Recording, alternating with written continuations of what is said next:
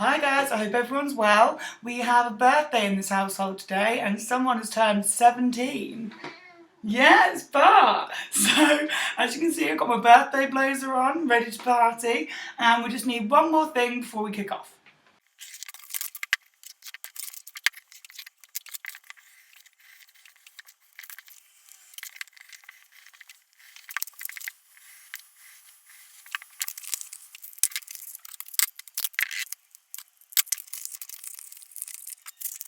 Okay, now we're ready for a party.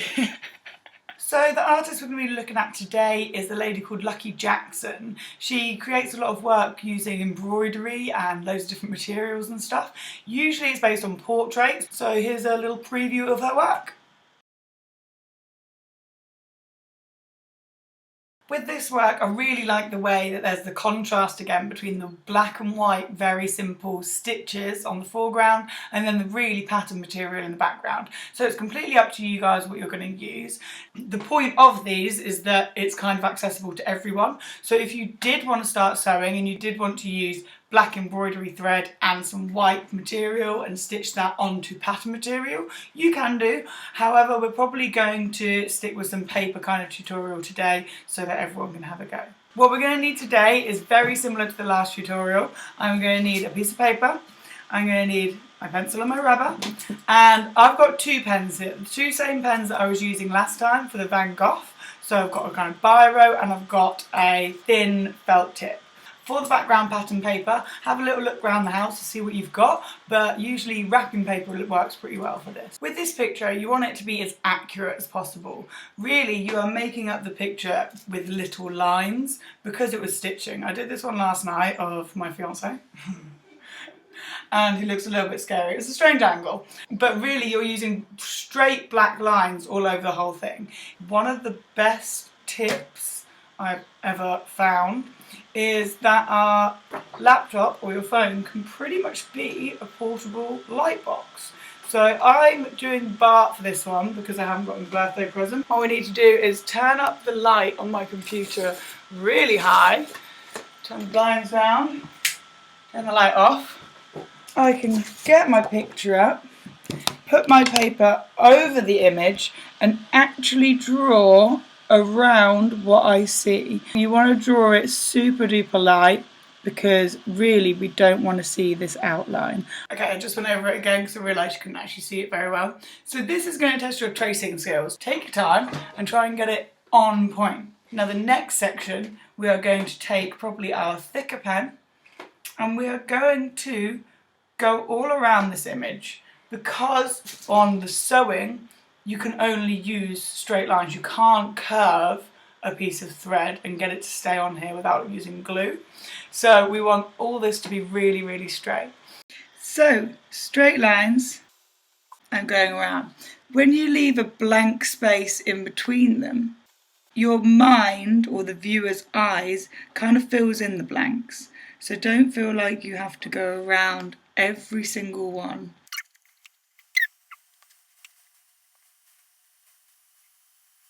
If you don't trust yourself and you think you're going to start doing curved lines, maybe try and use a ruler.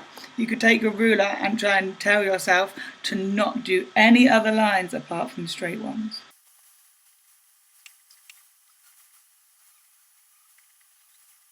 So for the eyes, I'm going to make a little bit of an exception because I want to colour them in dark. I need to look at this picture now a lot. I need to look at it a lot because I want to put the light and dark, different tones, onto this picture. Some of the techniques that we learned from the Van Gogh one, we would like to add into this. So we're adding mark making now.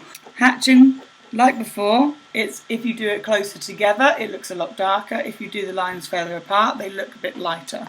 Or cross hatching, which is the same thing, but we add it in another direction instead of crossing over. You do want to keep it to kind of a minimum. You don't want to go all over the face because otherwise it's going to look a bit scary. So taking your other pen, but you could do some in the normal pen as well. I say other pen because I actually started doing really thin thread over here.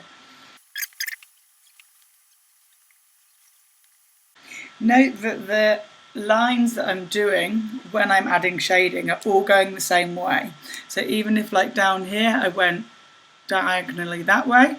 Up here I went diagonally this way, but the whole batch stays the same. I don't mind if you change them around across the picture, but the whole batch of lines in one section should kind of be going the same way.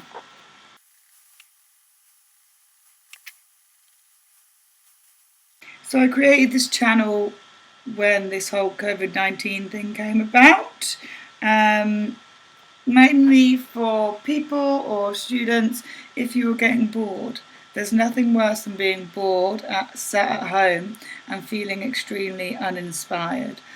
Even if you guys are not creating the things that I am creating, I'm hoping it might give you some kind of inspiration, some brainwave to get up and do something for yourself, get up and do something that excites you. I know it might not be exactly what you're wanting to do, but as long as you're enjoying it and maybe getting some inspiration out of it, that would be good. I remember when I was at school, we didn't have like loads of money as kids, obviously. So when it was someone's birthday, we kind of ended up making pictures of famous people that we fancied or something like that for the other person. I always remember making pictures of people and giving them to my friends as presents. It's a really lovely way to show someone that you care if you just spend time on something. And let's be honest, we've all got a bit of time at the moment. So I hope Bart likes his present. Oh, forgot I had my hat on then. So I'm going to call that a day there. And as you can see, I've got the main outlines in the dark kind of black, and then this really lovely thin biro coming through. I've overlapped some, so some are cross hatching, some are normal hatching. Same with these. Actually, if you have material, like from an old pillowcase or something, but don't have the thread, then biro works really well on material. Let's look at the picture again, see what we're going to do next. Let's use our scissors and we'll cut out our portrait. On Lucky Jackson's portrait, she actually leaves kind of like a ½ centimetre or a couple of millimetres gap. So I'm going to do exactly the same. Nice, there you have it. I've got Bart and I've got Charlie on here. Now you can literally use whatever you want. Maybe even toilet roll might be something good to draw on, as it's quite topical for now. Right now I'm going to go and get some material that links to Charlie and some wrapping paper that I think will look good with Bart. Literally perfect. I actually used some sort of lids for my pots and pans to draw around. If you wanted to do that, you can. If you didn't want to use that and you wanted to use a square, that's fine. Do whatever you want. But I'm going to still keep with the circles because she did, because I want to do a nice response to Lucky Jackson. So I'm going to draw around a circle and cut them out on both of these. So let's figure out where we want our people to go. Cool, even with this one I'm going to stick it on with glue stick.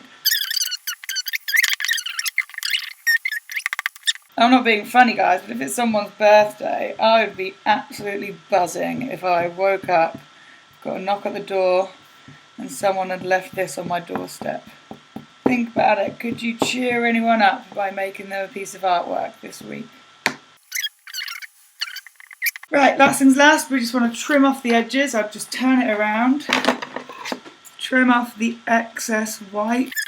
Cool, and that's it guys. So see what you've got. Maybe you might want to make your own pattern, but that contrast of the pattern and the black and white is really, really lovely. I love the way she does that in all of her work. Set yourself up well. So with the tracing at the beginning, take your time, give yourself a chance to actually really succeed. I know it can be quite hard sometimes keeping it still and everything, but it's worth it. I do want to see those lovely straight lines next to each other to pick out the different tones.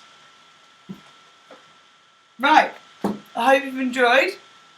Oh, let's see what Bart thinks. I don't know, I can't find him. Not surprised to be honest with you because he doesn't really get along with Paul because Paul kind of chases him a lot. Have a lovely weekend and I will see you all again soon. Keep safe, stay inside for now and happy birthday to Bart. Bye!